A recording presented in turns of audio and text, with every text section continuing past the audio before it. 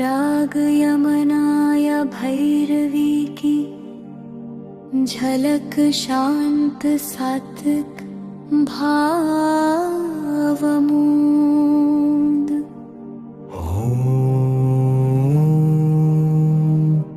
ह्रीं श्री सरस्वत्यै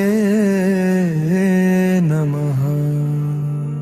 वाणी को मधुर बनाओ।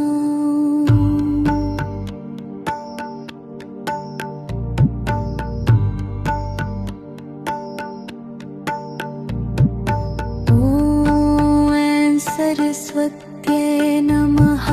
माँ शारदे करुणा बरसाओ। ज्ञान ज्योति प्रकट करो। अज्ञान तम हर जाओ। ॐ ह्रीं श्री सरस्वत्यै नमः। वाणी को मधुर बनाओ। बुद्धि विवेक स्मरण शक्ति माँ हमको प्रदान कर जाओ।